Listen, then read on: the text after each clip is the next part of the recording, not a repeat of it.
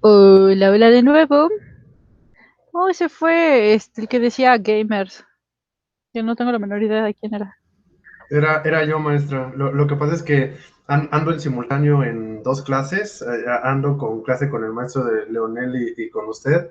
Entonces estaba viendo si no se podía en la computadora al mismo tiempo y lo vi en el celular y me metí con otro. Pero ya vi que los puedo tener los dos en la computadora, entonces tengo como que la pantalla dividida, la mitad una, la mitad otra. Ya decía, yo dije, ¿quién es gamers? Me sonaba la voz, ahora ya la reconozco. Y Sí. entonces Iván. Bueno, Rafa.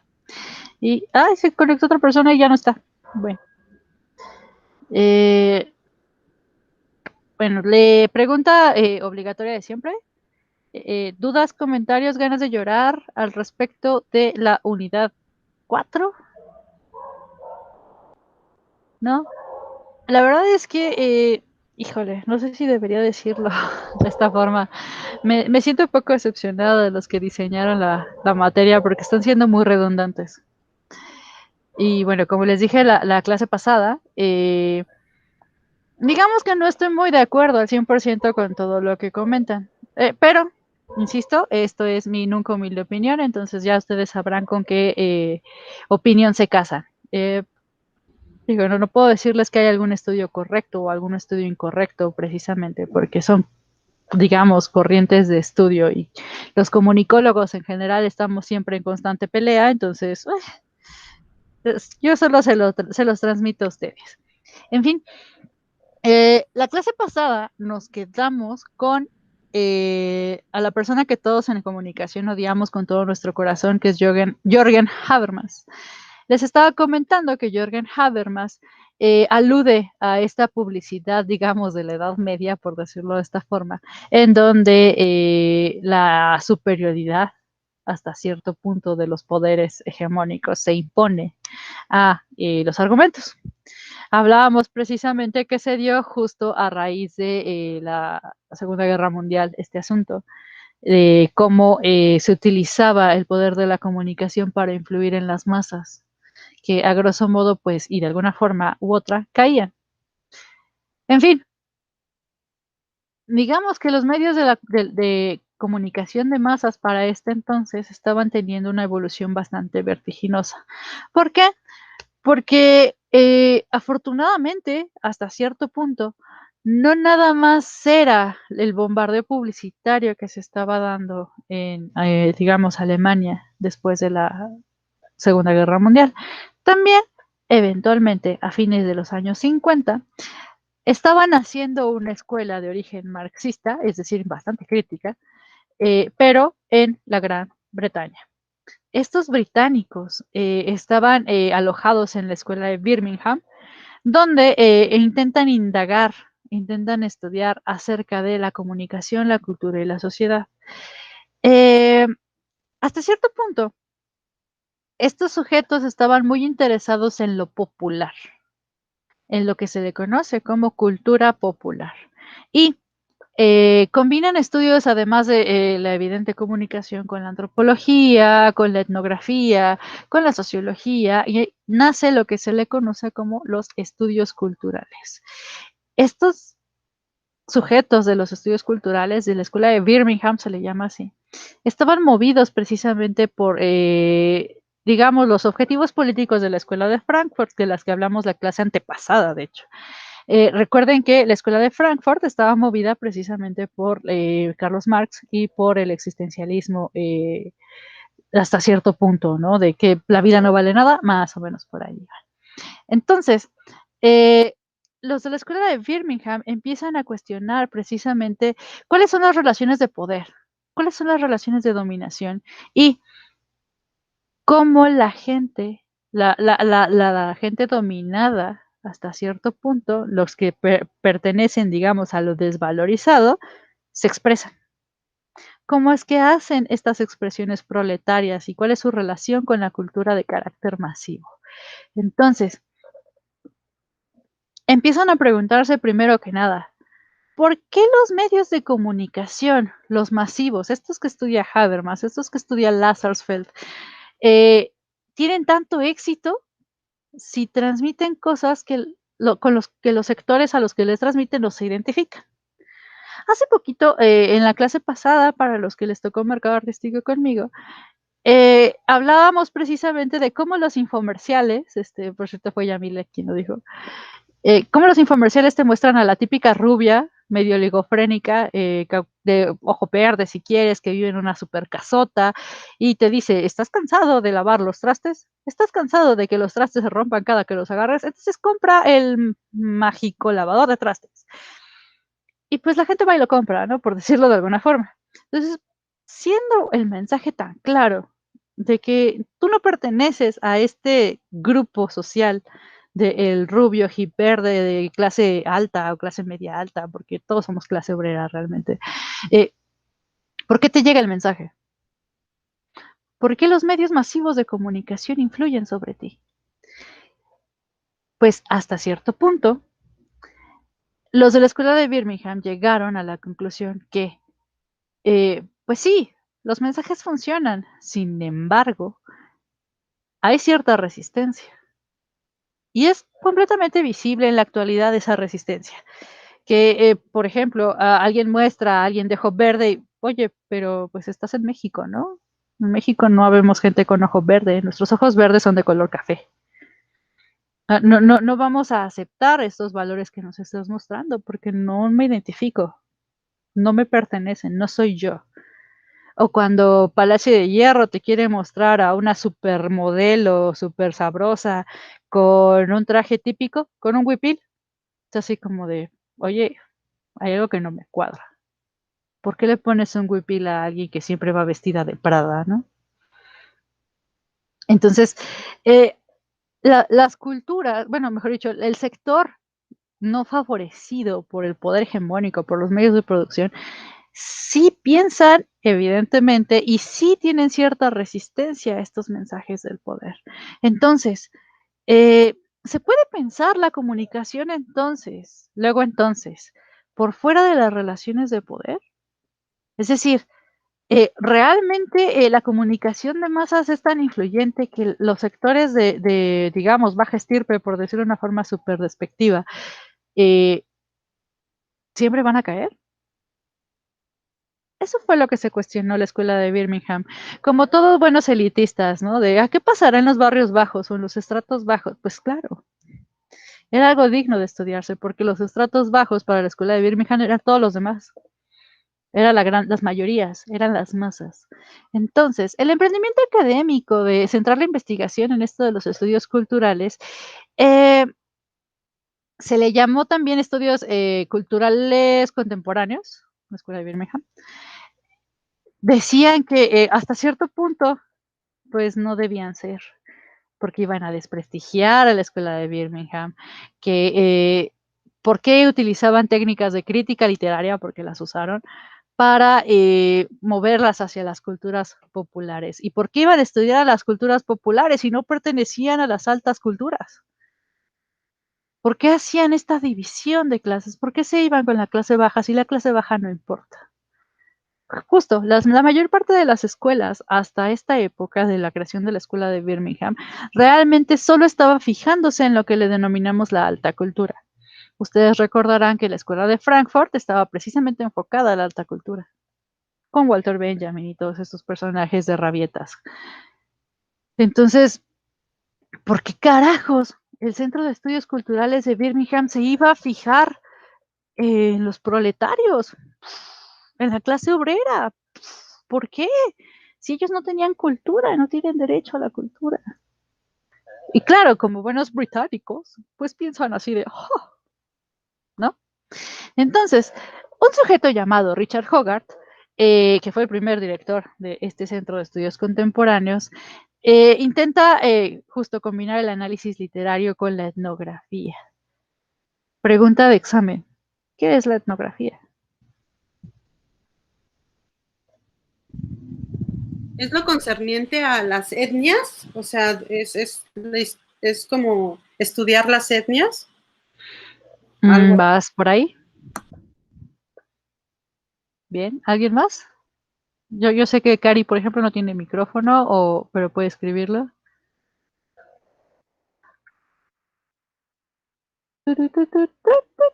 Hago tiempo en lo que me responde.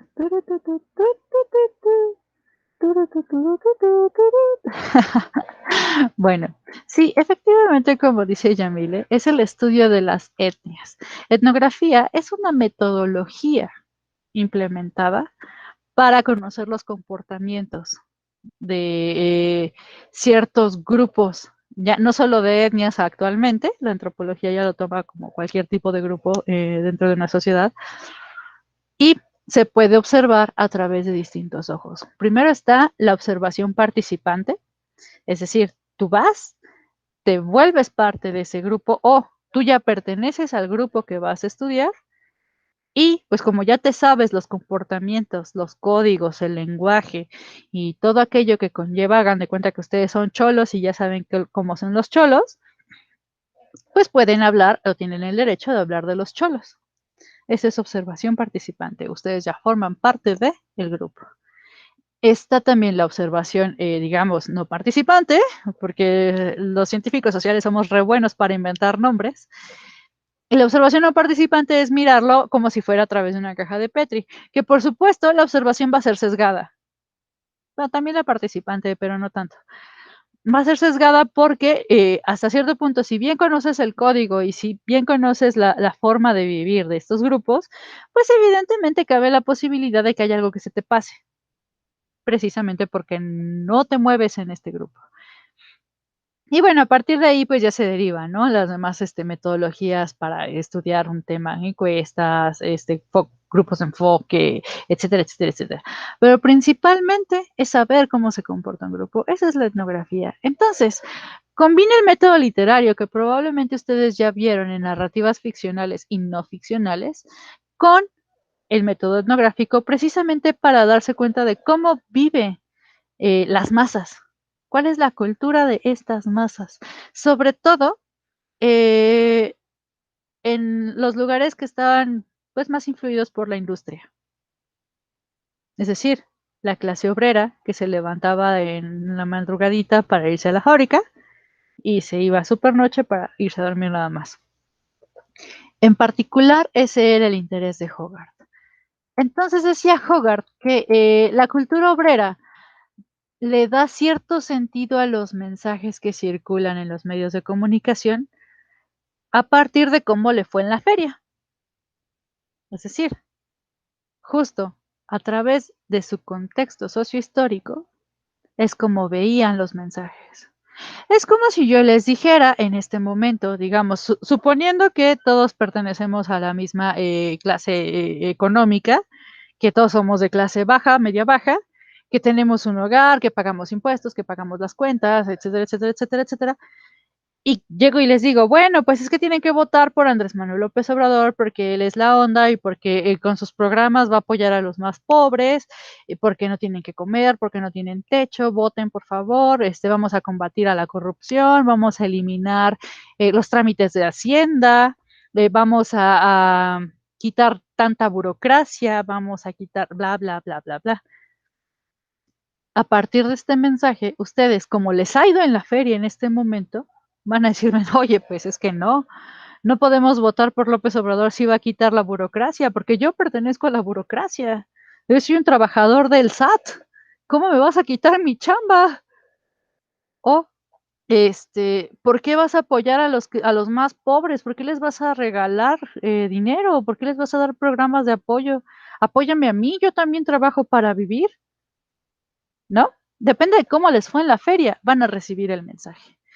Eso es lo que plantea Hogarth. Perdón, me quedé con Harry Potter.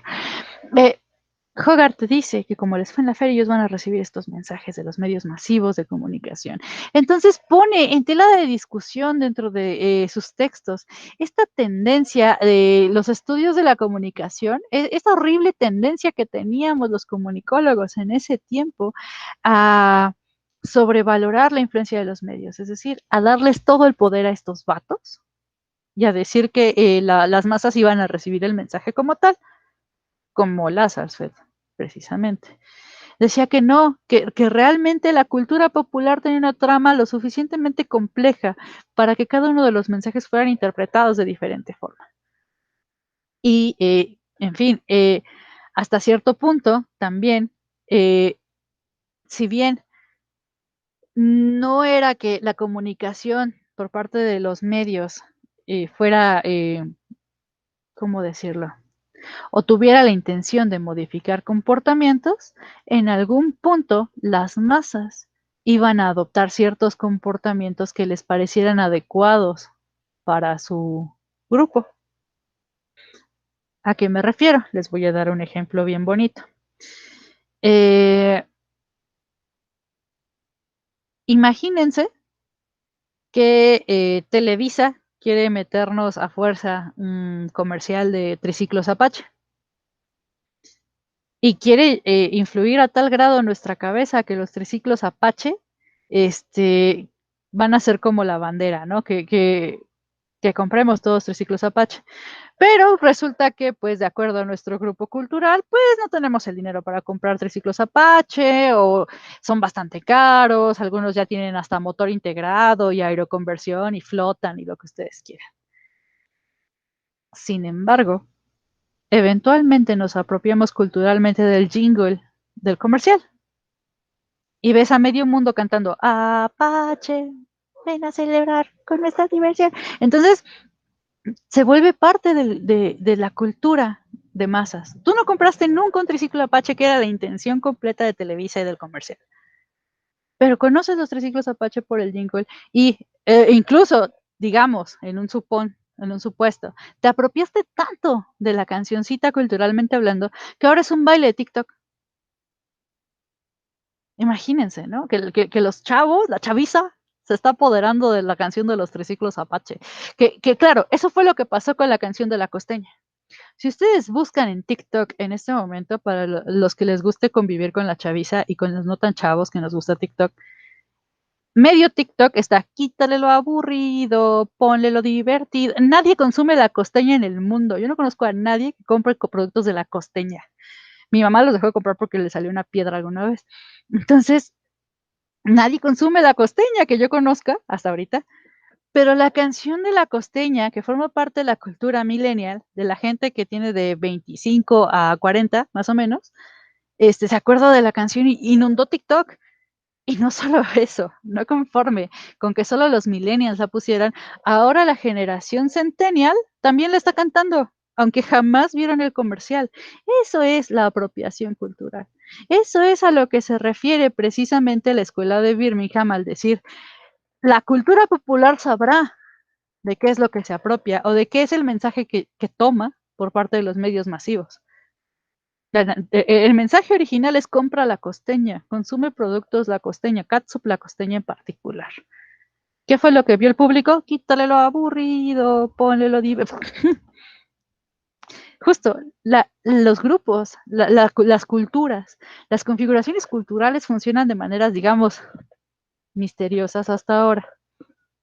Entonces, la escuela de Birmingham se dedicó a buscar los valores como la tolerancia, la solidaridad que se expresaban en las calles, con la finalidad de transformar las condiciones de vida, pero que eventualmente van desapareciendo precisamente hasta cierto punto por el sentido de rebeldía que ocasionan hasta cierto punto, insisto, los medios de comunicación masivos. Es decir, están como de, ¿y yo por qué voy a comprar eso? ¿Como para qué o qué? ¿Sí me explico? Como si fueran todos mexicanos. De compra esto, no. Más o menos así. Es lo que estudia Birmingham.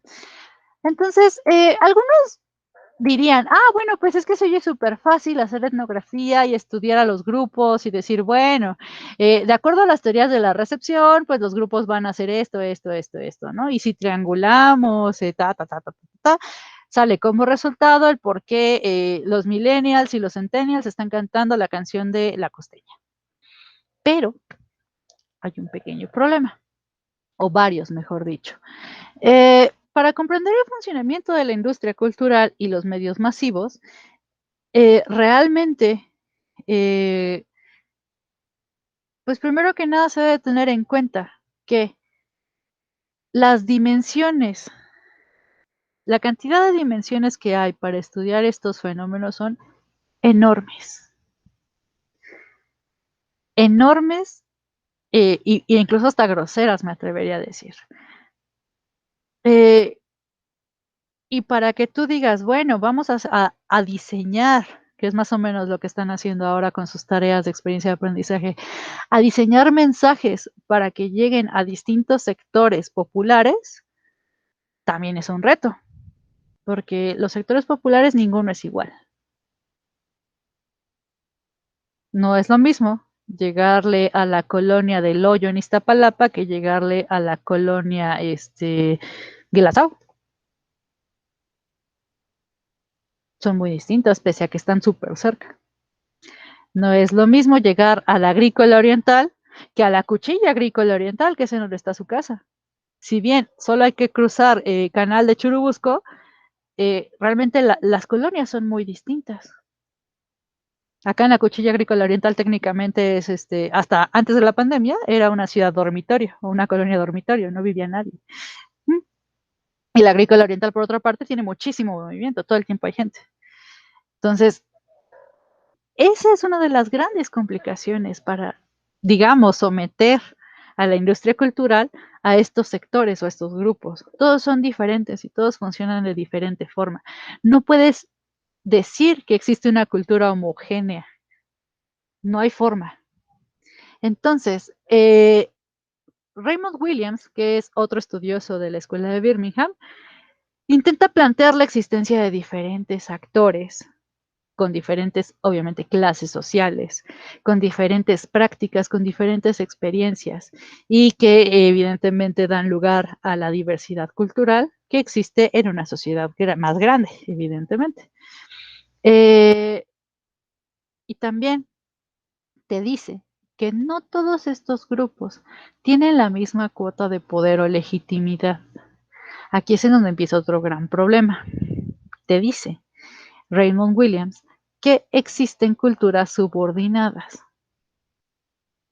¿A qué va esto de complejizar el entramado social? ¿Y para qué? Bueno, pues te va a decir que dentro de un grupo social hay otros chiquigrupos que reaccionan de acuerdo con el grupo más grande. Vaya, vamos con las colonias otra vez. La Cuchilla Agrícola Oriental realmente es una colonia dormitorio donde técnicamente todos íbamos a trabajar. Exclusivamente a eso llegábamos a dormir. Más o menos como las ciudades dormitorio que, digamos, satélites que están como los héroes de cama y las casitas de interés social y todo esto. Pero nosotros respondemos a un grupo más grande que es el comportamiento de la colonia Puebla, de la colonia agrícola oriental, y nos movemos también conforme ellos se mueven. ¿Por qué? Porque usamos los mismos medios de transporte, porque vemos los mismos canales de televisión, porque escuchamos los mismos canales de radio, en fin, y vamos a comprar a los mismos mercados. Entonces, la cultura de un grupo tan chiquito como es la colonia Cuchilla Agrícola Oriental se mueve en torno a la agrícola oriental en sí, pese a que nosotros nos comportábamos diferente.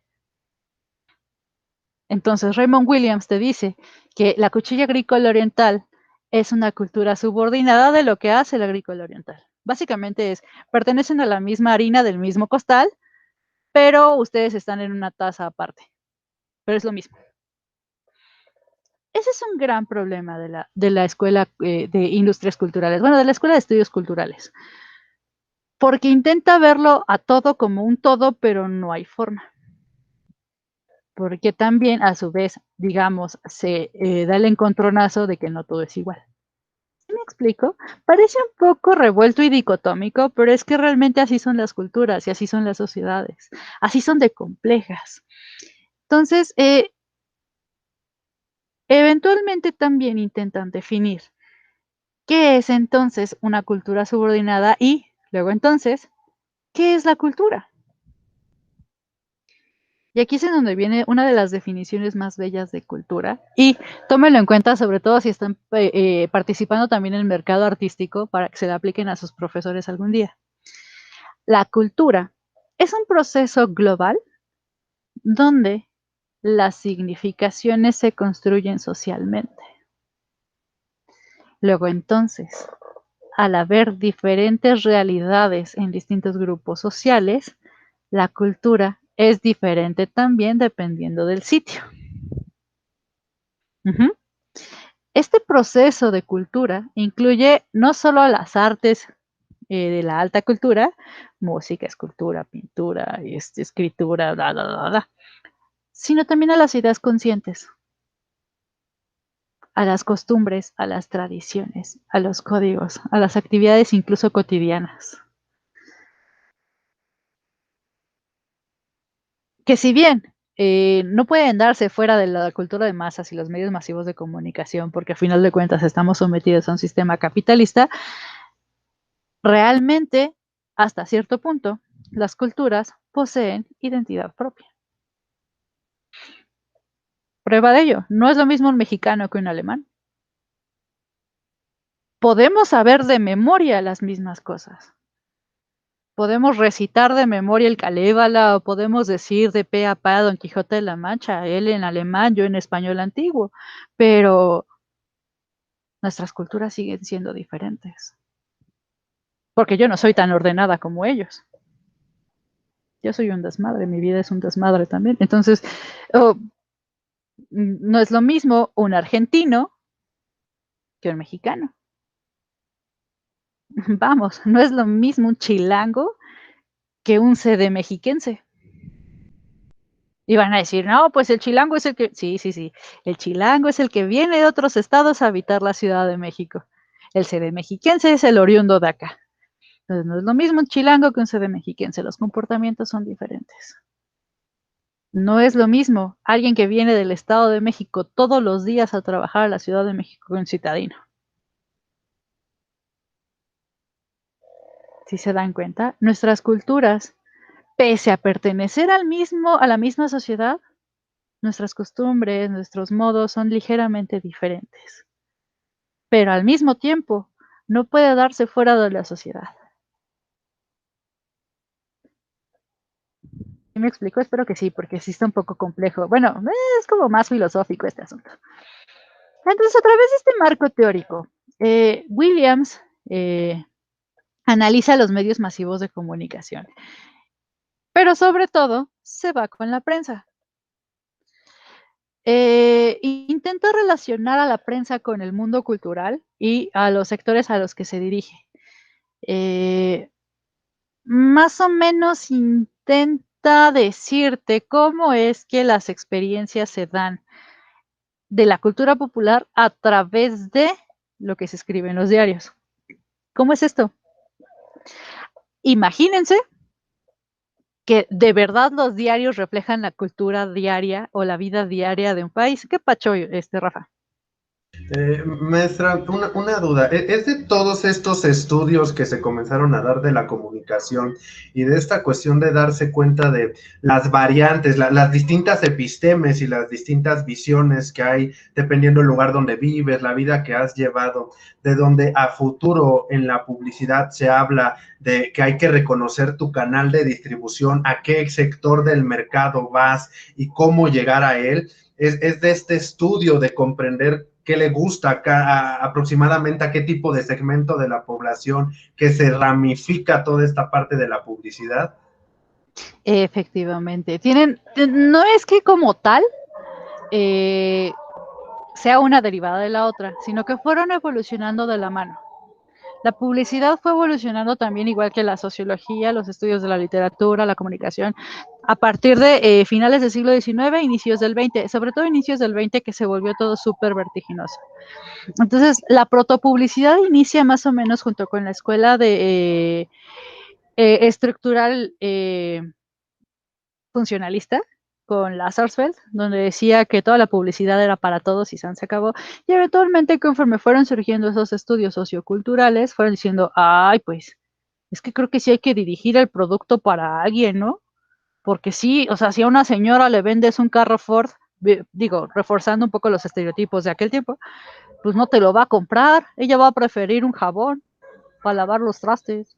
Entonces, no, incluso hasta hemos visto publicidad de los años 50 y demás de alcohol a bebés, a niños y cosas muy, muy bizarras que a día de hoy serían completamente fuera de lugar. Justo, va evolucionando, precisamente que van como de la manita todas al mismo tiempo. Justo, si tienen relación, van evolucionando juntas. Pues por supuesto que sí. Entonces, digamos que más o menos los estudios culturales, si bien no estaban intentando enfocarse a la publicidad como tal, sí la publicidad aprovecha hasta cierto punto este tipo de resultados para sacarle provecho, evidentemente. Entonces, en este caso, los estudios culturales que estudia Williams, y hasta cierto punto también influenciado por el marxista Antonio Gramsci, te dice que los diarios intentan mostrarte parte de la vida diaria a través de lo que publican. Insisto, parte. Si los diarios fueran realmente algo así, el periodismo sería otro.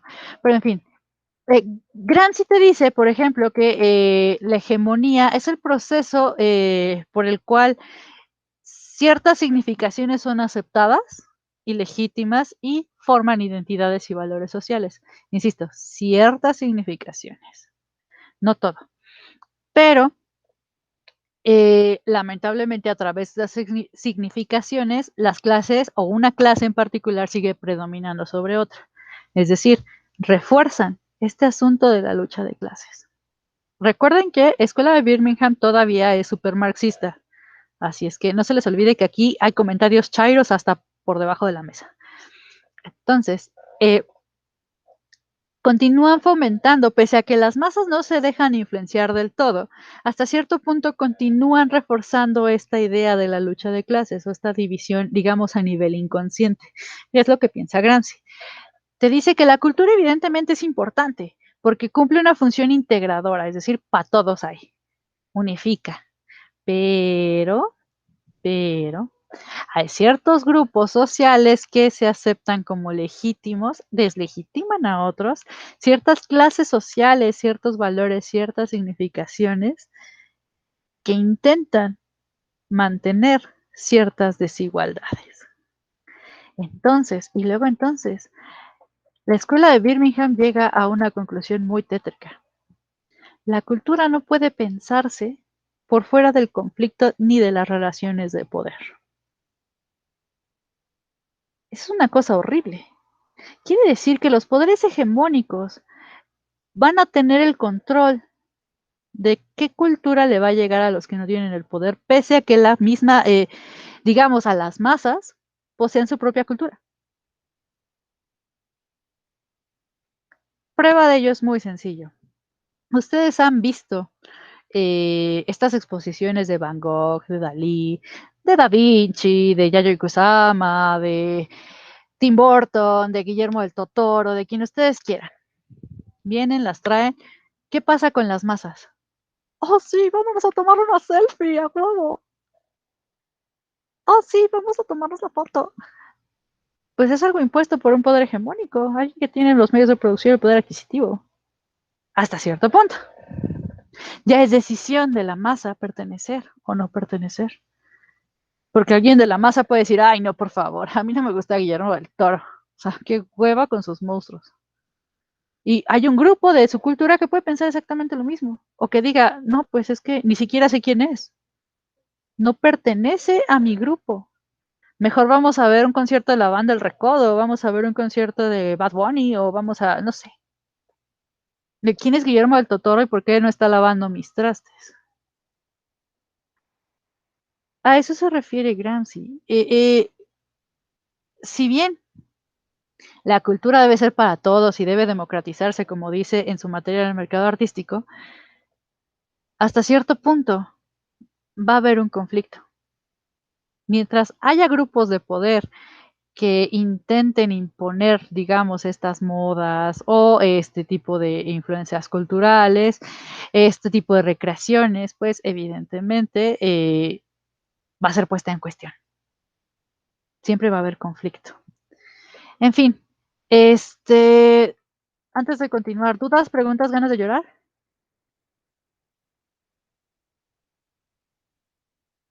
¿No? Seguro, salen ahora callen para siempre. Dice Cari, todo bien, muy bien. Bueno, William sostiene que la cultura es un cuerpo, sí, de prácticas y significaciones. Es un necio con ese respecto de las significaciones. ¿Qué son las significaciones? ¿Alguien tiene una idea más o menos de qué sería una significación?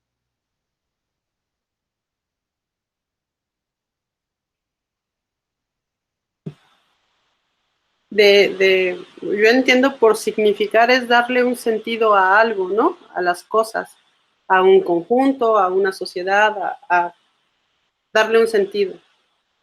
Vientos. También Karina responde la interpretación que le damos. Muy bien. Efectivamente, es esto que para nosotros tiene un valor. Todo aquello que tiene un valor.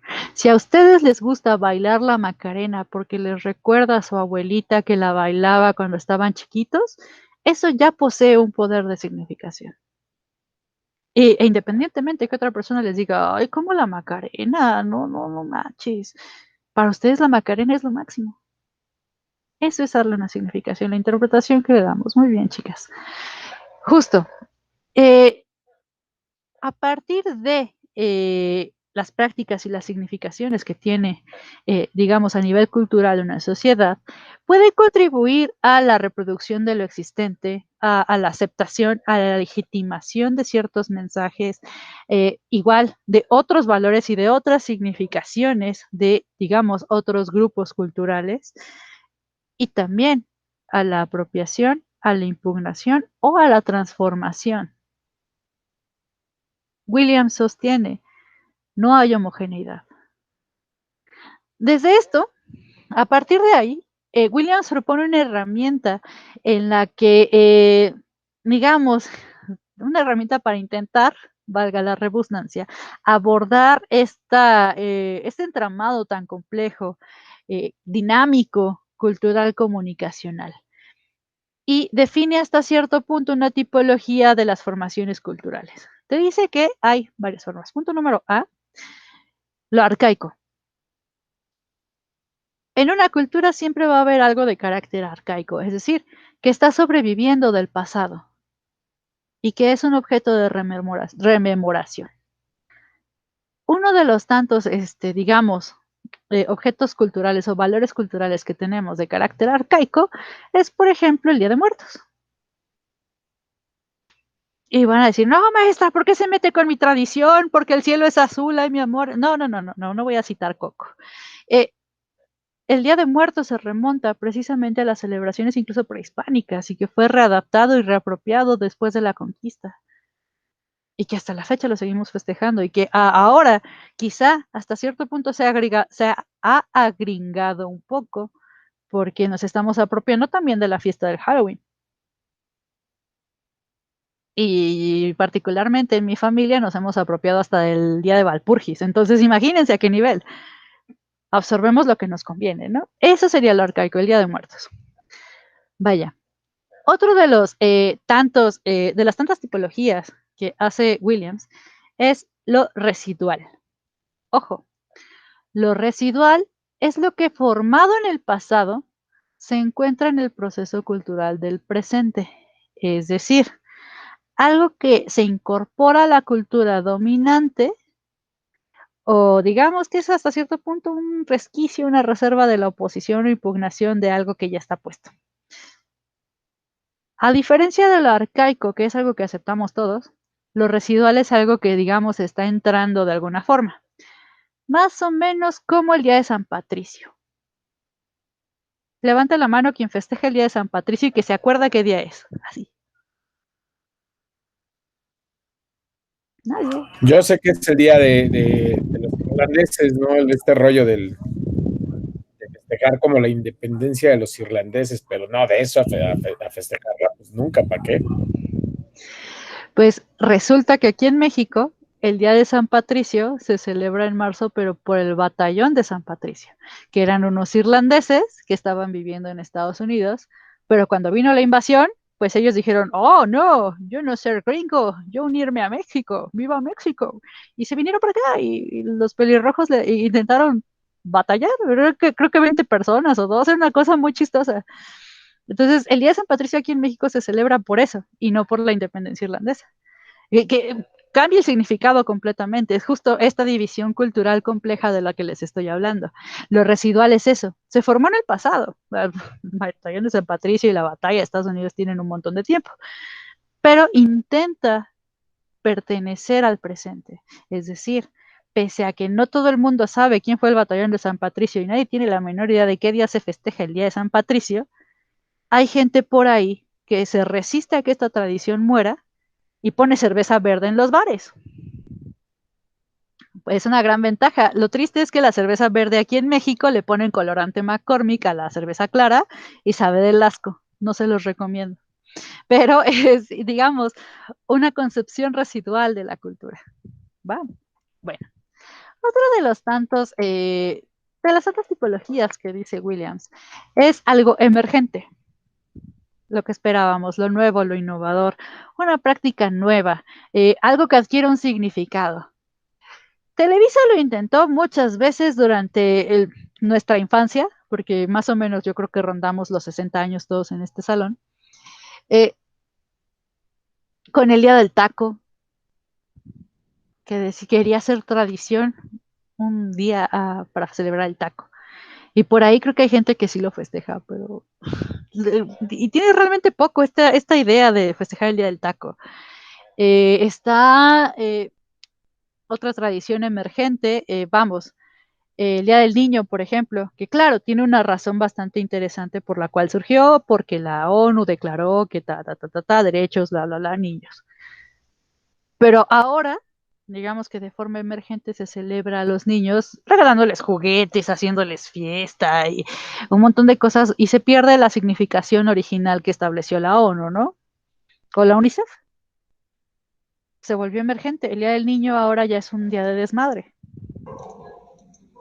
¿Qué pacho, Rafael? De hecho, por ejemplo, una cuestión que estamos tomando y es muy, muy reciente es este juego de palabras de Mayo 4, May 4th, de May the Force be with you, ¿no? De Star Wars, que es algo que incluso cuando yo era niño y salió el episodio 1, 2 y 3, no tenía la fuerza que tiene ahorita, ¿no? Y ahora ya, es que es Mayo 4, es el día de Star Wars, ¿no? Y hasta Disney le da mucha publicidad a esto y hace un evento especial de Star Wars en ese día y demás, ¿no? Y son tradiciones de esta cultura pop que comienzan a surgir, ¿no? Sí, justo. May the Fourth be with you y The Revenge of the Sixth también. Justo es una tradición que se empieza a adoptar a través de la cultura gringa. También te tengo otra, marzo 10, que es el día de Mario Bros. O el 9 de mayo, que es el día de Goku. Porque en japonés, mayo 9 se dice Gokyu, el mes 5 del día 9. Gokyu, Goku. Es justo, los frikis sobre todo, estamos adoptando mucho este tipo de días, porque frikis. Pero justo, son nuevas tradiciones, el de May the Fourth be with you es precisamente una de las que tiene más fuerza y más alcance. Gracias Disney por la industria cultural que te estás reventando. Justo, y es una cultura emergente o es un día emergente, una tradición emergente, ¿no? Incluso pues te disfrazas y te haces tus cuernos de Lea o te pones, no sé, te vistes de Luke o ahora de Rey o de Kylo Ren o de lo que tú quieras, ¿no? En fin, son tradiciones emergentes también y que eventualmente nosotros, vamos a hablar un poco de México como nación, nos apropiamos. Y que no dudes que en unos, ya no te digo 50 años, en 5 ya se vuelva parte de una tradición. Y una tradición durísima y bien arraigada y que en 200, 300 años sigamos celebrando el Día de la Fuerza. ¿Quién sabe? Igual y nuestros nuevos niños dicen, ay, no, qué asco, y lo erradican, ¿no? También puede pasar. Incluso pasa la inversa, ¿no? No solo de aquí de México de adoptar. Yo lo que he visto que ahora con que surgió Coco y todo eso, ya no somos los mexicanos tomando ideas del Halloween. No, es todo el mundo también tomando tradiciones del Día de Muertos. Ahora vemos calaveras llenos de colores y llenos de esta tradición alegre en vez de oscura, fantasmal, que se tenía originalmente, ¿no? Creo que lo que vivimos en América Latina desde el siglo XV hasta el siglo XIX, esta mezcolanza de culturas, desde que llega la globalización a finales del XIX, inicios del XX, y lo que estamos viviendo ahorita, creo que al final nos vamos a llenar de una multiculturalidad tremenda y de ahí van a surgir muchas cosas, ¿no?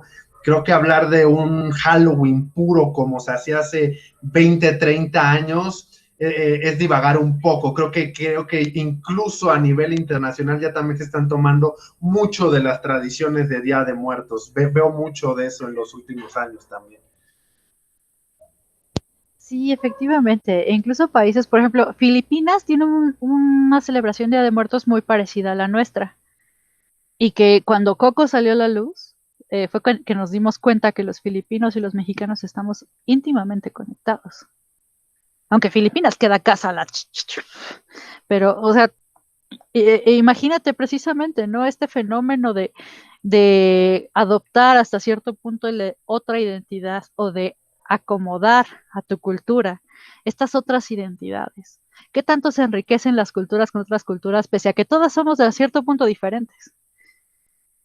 Y el intento de los medios masivos de comunicación de homogeneizar todo, pues evidentemente va a fallar. Y justo la publicidad, ahora que la mencionaste, también va por ahí. No puedes homogeneizar a tus públicos porque cada público tiene necesidades diferentes y tiene distintos contextos. En fin, justo esta parte, estas tipologías de Williams, evidentemente trajeron a la luz muchas cosas. Dentro de la escuela de Birmingham, vamos con el chismecito, un sujeto llamado Stuart Hall, que es jamaiquino, sustituye a Hogarth en la dirección del centro de Birmingham y evidentemente empieza a mover los hilos. Hall intenta proponer un modelo un poco más dinámico para pensar este proceso de comunicación mediática y, obvio, con la bandera del marxismo, obvio, porque marxistas todos allá, intenta darle cierta forma o cierto sentido a esta teoría de la ideología, de la semiología incluso, ¿no? Es decir, los significados que le damos a las cosas.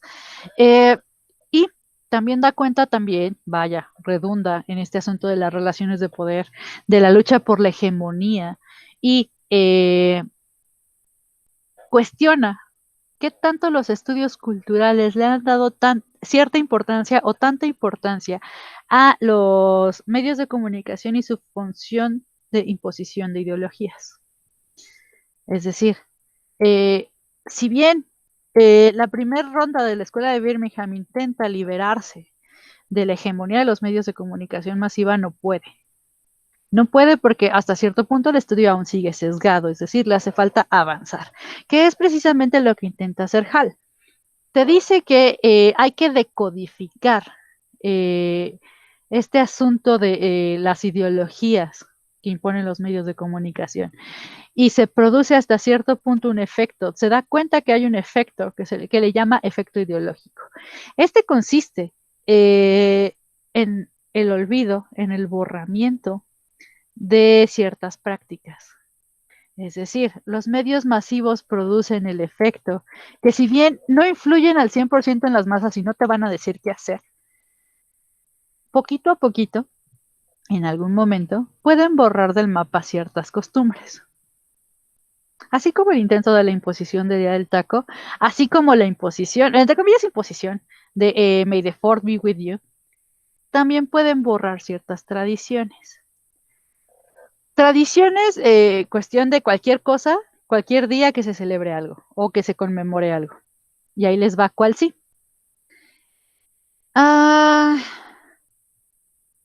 El 8 de marzo es el Día Internacional de la Mujer.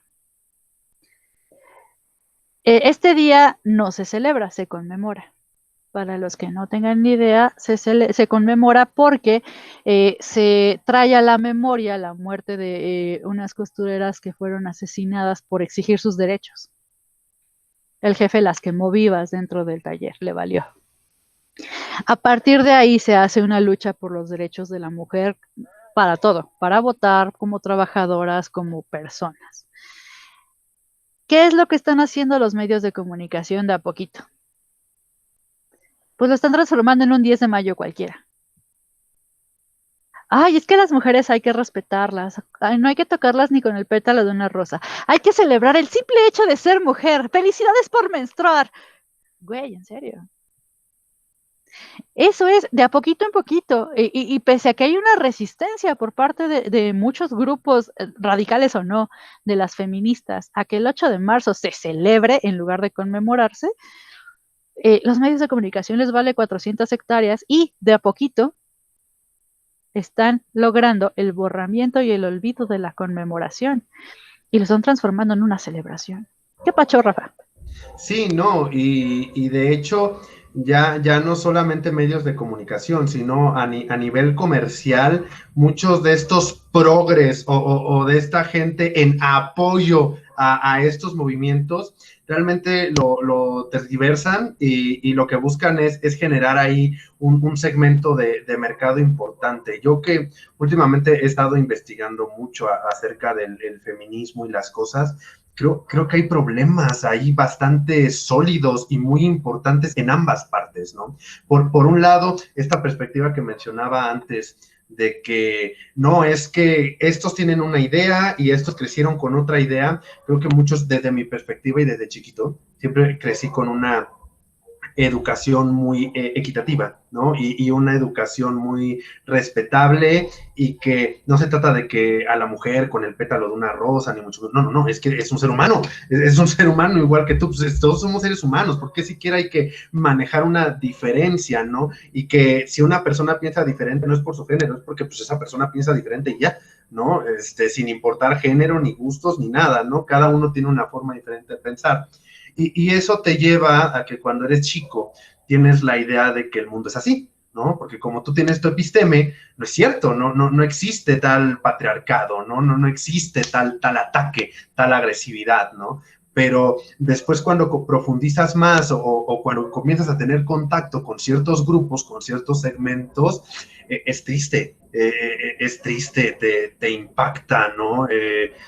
Ya no hablemos de ese extremo de Medio Oriente, donde la mujer es sometida a cuestiones estratosféricas, ¿no? Sino que simplemente esta ideología de el hombre tiene que dar y tú eres menos y tú esto, y con el simple hecho de juzgar, ¿no? Sí, es que tiene dinero porque como está arreglada y está vestida, seguro le dan todo, ¿no? Este tipo de ideas, este tipo de pensamientos vienen de una cuestión de educación, ¿no? Y son un problema importante. Y así como está mal este segmento que tanto juzga a esta parte de la mujer y sí tiene ese patriarcado arraigado, como este segmento que como siempre ha vivido en una equidad, en una igualdad, cree que todo lo que dicen es exagerado y no es verdad, así también del lado de la mujer, también hay cierto grupo que en verdad, más que un feminismo y lo que promueve el feminismo, esta equidad, esta igualdad que promueve el feminismo, ellos alimentan una misandria, un odio hacia el género masculino. Todo lo que se ha trabajado durante generaciones enteras para generar una equidad social y un crecimiento como sociedad, se pierde ante, ahora la balanza no la buscamos así, no, ahora es así, y ahora el hombre, por el puro hecho de ser hombre, que muera, y el mundo está como está porque está hecho por hombres, y las mujeres gobernaríamos mejor. No, es que tú vas a gobernar mejor como mujer porque tú específicamente tú eres muy chingona y tú tienes ideas, pero igual hay mujeres que se les bota la cabeza. Y si esa persona es una porquería en la política, no es por ser hombre, es porque esa persona es una porquería, ¿no? Entonces, creo que hay un problema importante y creo que mucho de alimentar ese desbalance y esa falta de conocimiento respecto a lo que realmente es el movimiento, porque yo ahora puedo decir y con toda certeza que yo soy feminista, realmente lo que es el feminismo como tal y no tanto este feminismo extremista con misandria, ni este feminismo de no está pasando nada, sino realmente un estudio, una profundidad, que hasta me gustaría con muchas chicas llegar y decir, no, es que tú no eres feminista, es que tú que tanto lo promueves, tú no eres feminista, ¿no? Creo que hay un problema importante y los medios de comunicación y la episteme de muchas personas están tergiversándolo, ¿no? Y creo que ahorita que terminó la clase de estudios del futuro, también hay una responsabilidad importante desde que no se le atribuyeron las cosas a los dioses y nos comenzamos a atribuir a nosotros mismos a través de ideas del modernismo, el positivismo, etcétera, ciertas responsabilidades. Creo que ya están comenzando a salir a la luz todas estas responsabilidades, ¿no? Todo voltear atrás y decir, hey, esto me parece que no está del todo bien, ¿no? Entonces es una responsabilidad importante y creo que en específico nosotros como humanistas, a fin de cuentas, somos los que estudiamos todos estos temas, ¿no? Esto que podríamos decir, no es que esto lo saben todos, sí, pero estudiarlo a profundidad, analizarlo y verlo en retrospectiva es nuestra responsabilidad. Entonces, en este mundo que actualmente es tan políglota, tan global, donde antes las personas tenían una mirada así y ahora tenemos una mirada periférica y para analizar distintos temas tomamos distintas ramas y distintas cosas.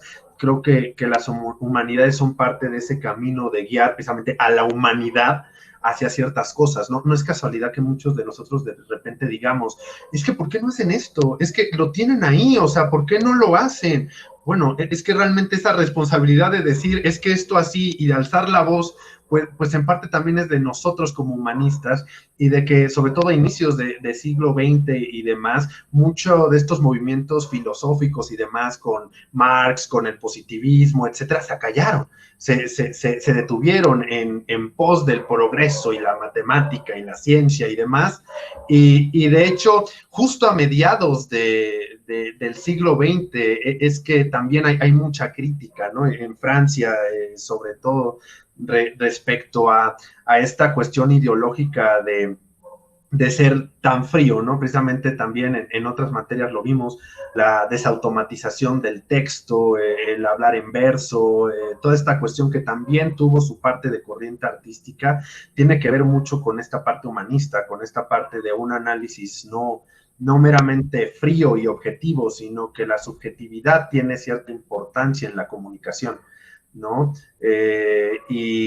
Y creo que esta cuestión de estos discursos como el feminismo y todo lo que estamos viviendo actualmente, es importante dotarlas de este carácter humanista y de tener una noción certera de realmente qué es lo que está ocurriendo y para evitar ciertos problemas. Creo que los conflictos, los problemas, lo que pueda ocurrir después, los errores, siempre los va a haber, ¿no? A fin de cuentas, como seres humanos, siempre va a haber ciertos errores, ciertos conflictos, pero es parte de lo que buscamos, ¿no? Creo que también el estudio de la comunicación no ha sido meramente, pues, para analizarlo y ya, ¿no? Es para sacar algún provecho de él y comprendernos mejor a nosotros mismos. Entonces, es parte de esa responsabilidad que tenemos.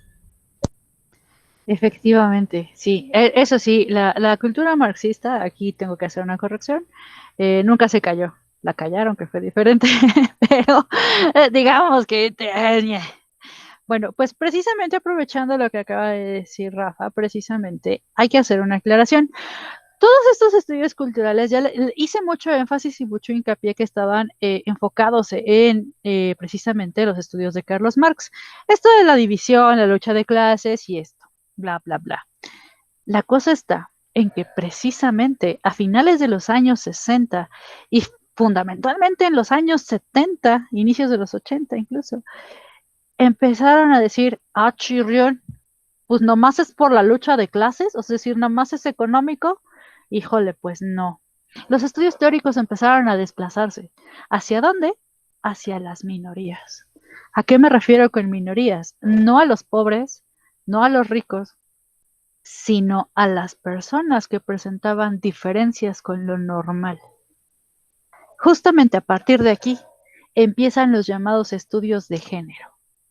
No es un tema de moda. Mucha gente, sobre todo a nivel licenciatura y sobre todo en comunicación, no digo que ustedes, cometen el error de decir, pues es que los estudios de género están de moda, o sea, son de ahorita. Ya todo el mundo es gay, ya todo el mundo es bisexual. No, güey, espérame tantito. No. Los estudios de género empiezan precisamente a partir de los 70s, después de lo que la escuela de Birmingham vino a vislumbrar, de que no todas las culturas son iguales. Y justo tomando el concepto de cultura en el estado más puro, empezaron a decir, pues es que nosotros como minoría también tenemos cultura. Por ejemplo, los negros.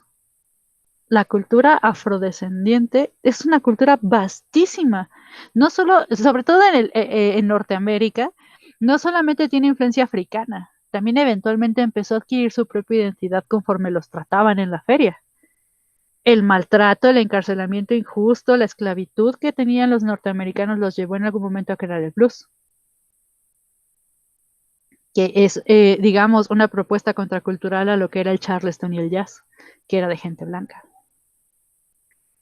Y que eventualmente el blues se transforma en también una especie de neo-jazz, de jazz improvisado, y que ahora ya todo el mundo lo tiene, y que ya todo el mundo lo adopta y todo el mundo lo ama, después de que Ella Fitzgerald se canta unas cuantas canciones. ¿Sí me explico? La minoría también tiene su cultura y era discriminada. Los homosexuales también tienen sus propias culturas. Tenemos ahí a las dragas, por ejemplo, las super dragas que fueron, más o menos su auge fue, si no recuerdo mal, en los años 60 y 70 tuvieron un auge todavía mucho más grande en este lado del charco. Y ahora ya está el concurso de la draga más queen o no sé qué tanto, ¿no? La draga más fregona, reality show y esas cosas.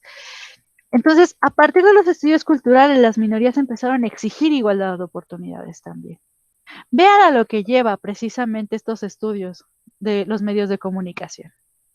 También se llegó a la conclusión de que los medios de comunicación, ante la insistencia y ante la necedad de querer hegemonizar todo, que se han transformado en medios de comunicación discriminatorios.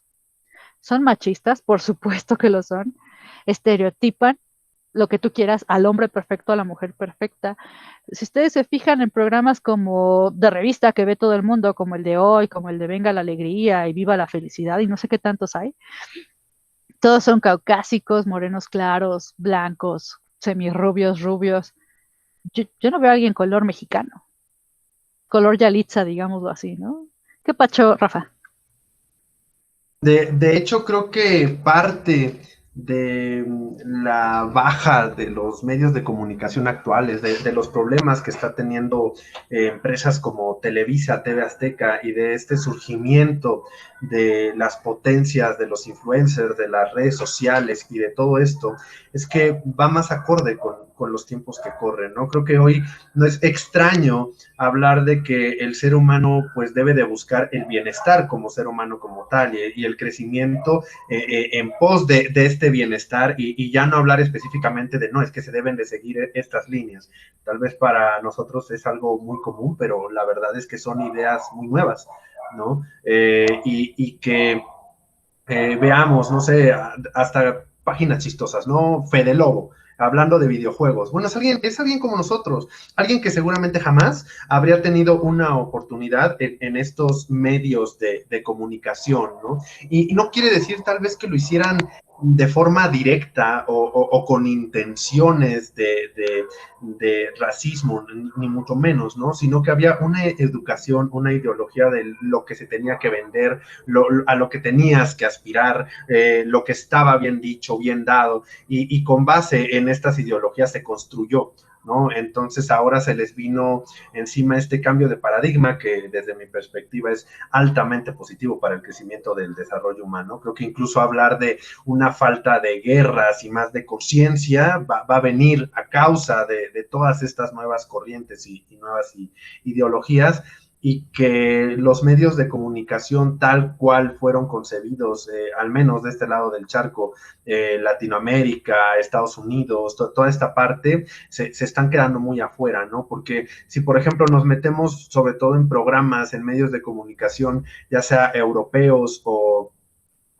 japoneses, etcétera, tal vez se están adaptando un poco más a los medios que de este lado del charco. Y no hablo solamente de Latinoamérica, ¿no? Sino que Estados Unidos también tiene este problema y de hecho tiene un problema de forzar las cosas, ¿no? Creo que el que tengamos problemas con muchas películas de esta inclusión forzada es un problema. La otra vez, por ejemplo, estaba mencionando, creo que muchos hemos visto la película Shrek y nos encanta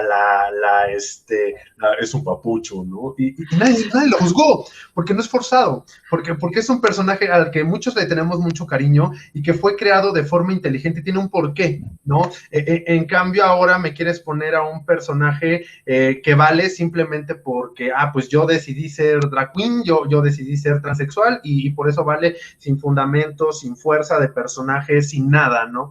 Y vemos también esta cuestión forzada de los negros, esta cuestión, ¿por qué no decirlo? A mí me parece que, aunque ella, veámosle el lado positivo, ¿no? Ha comenzado a tener dinero y demás, Yalitza Aparicio, y le ha ayudado mucho a su vida precaria que vivía.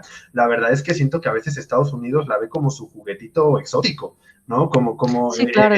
ese muñequito que ahorita me vende, porque como estamos en este mundo globalizado, todo el mundo quiere decir, oh, miren lo especial, miren lo exótico, miren a Yalitza Aparicio, pero está siendo un juguete que muchos aplaudimos, pero que no nos damos cuenta que la están viendo como eso, y que realmente no es una persona que tenga oportunidades reales de ser una actriz y de hacer un personaje donde lo que valga sea su personaje y lo que hace su personaje, no que es Yalitza Aparicio y ay, la indígena, la indita, no, entonces creo que ese problema Estados Unidos lo ha tenido muy fuerte.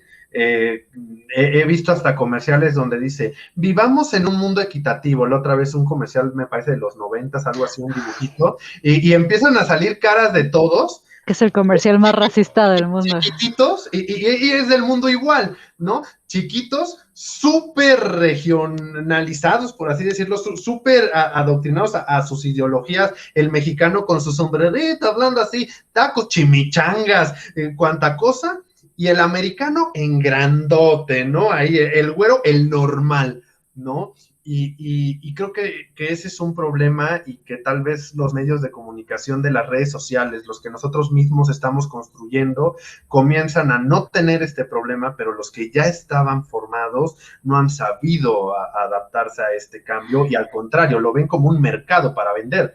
En general, hasta cierto punto creo que todos nos estamos adaptando, no nada más los medios, yo creo que en general como sociedad, precisamente porque pues no tiene mucho esto de los estudios culturales hacia las minorías. Realmente es un estudio muy, muy nuevo.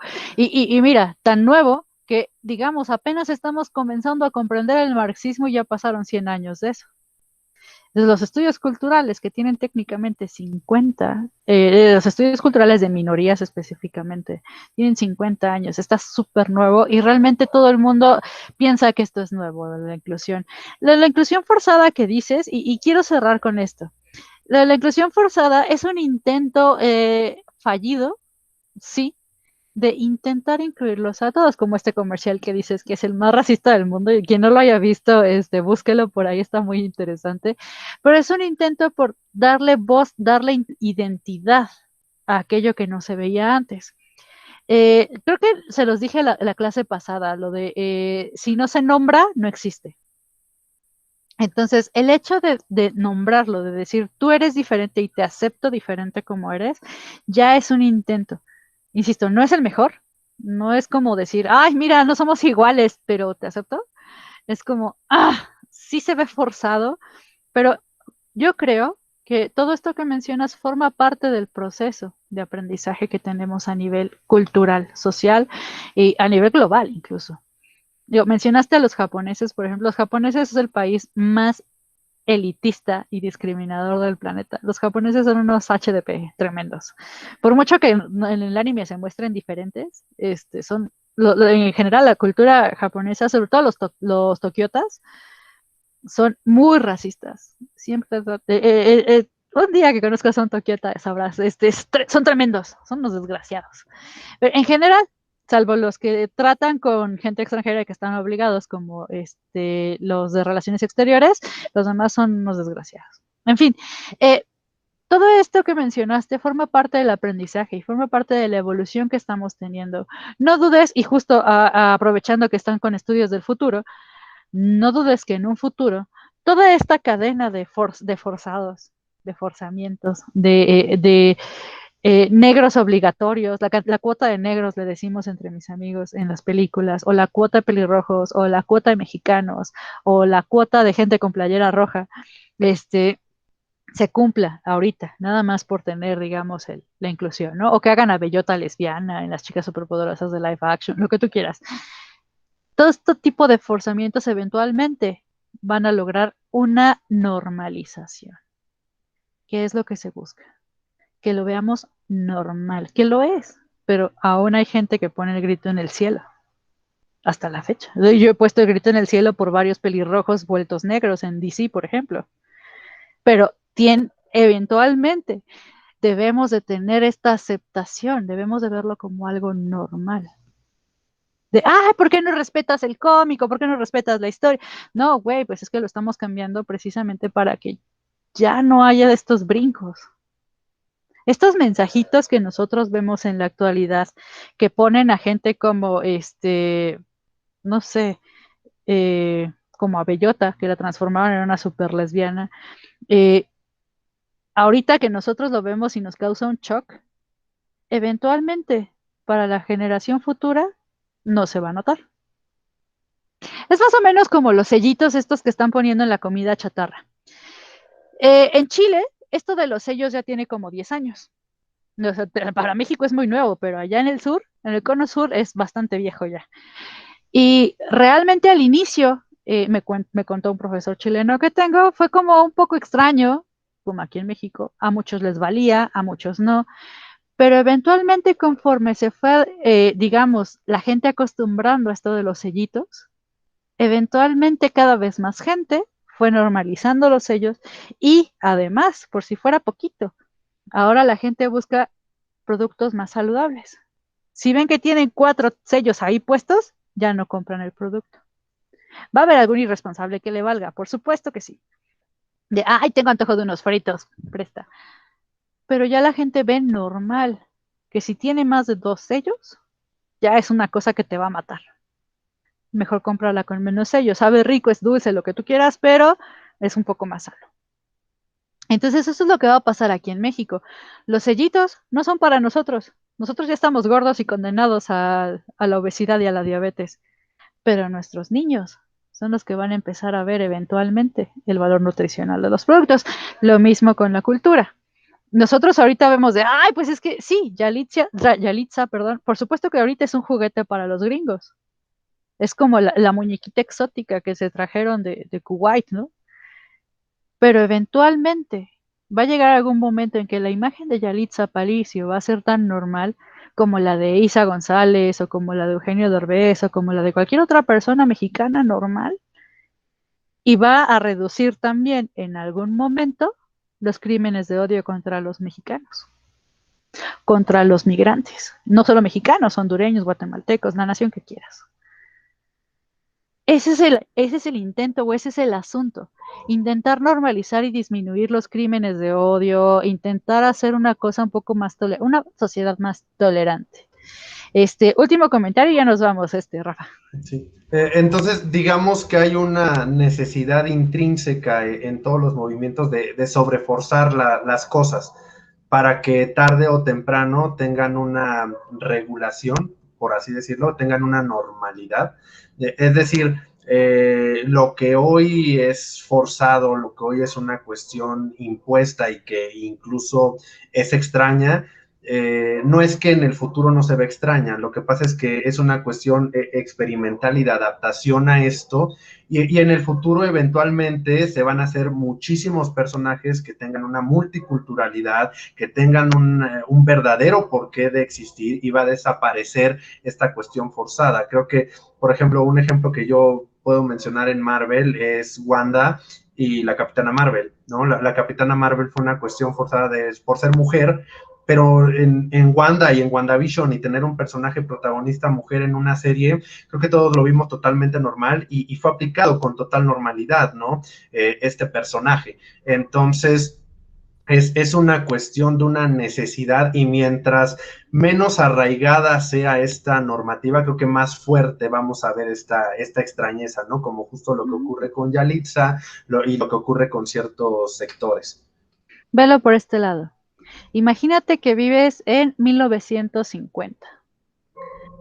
Tú como varón, pues sales a votar todo el tiempo. Cada año hay elecciones en tu país, cada año tienes el derecho a ir a votar, a llenar las urnas, lo que quieras, hasta borracho, sin broncas. De repente ves a una mujer votar. Tú como buen machista de 1950, te salta la ceja, dices, ah, cabrón, ¿por qué las faldas están votando? ¿Qué les pasa? Pues si ellas no piensan. En algún momento, ellas hicieron una lucha de forma tal que forzaron las cosas y ahora, el domingo pasado, ¿a cuántas viste votar? ¿Cuántas eran funcionarias de casilla? Justamente es eso. Digamos que culturalmente Incluso cuántas hablando, ganaron, ¿no? Ya no solo cuántas votaron, ¿no? Cuántas ¿cuántas ganaron están? también. Exacto. Entonces, esto de forzar las cosas a la larga funciona. Incluso me atrevería a decir que es un movimiento intrínseco humano, que te acostumbras o te aclichingas, dirían por ahí, ¿no? Te aclimatas o te aclichingas. Entonces, hay ciertos mensajes que ya no son para nosotros, porque nosotros ya estamos grandes.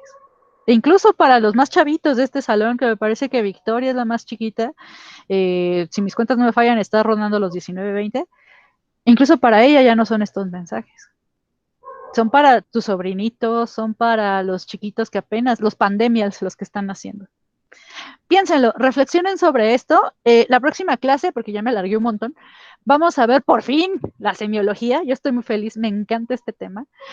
Vamos a hablar de Ferdinand de Saussure, el significado de las cosas, semiótica, Barthes también.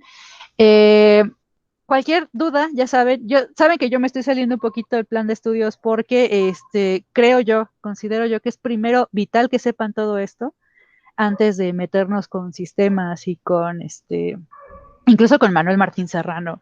Entonces, vamos de a poquito avanzando otra vez. La próxima semana, insisto, vemos semiótica, semiología. Y pues nada, dudas, comentarios, ganas de llorar en el foro de dudas. Estaría súper de lujo que participaran. Ya me regañaron que no los fomento participación.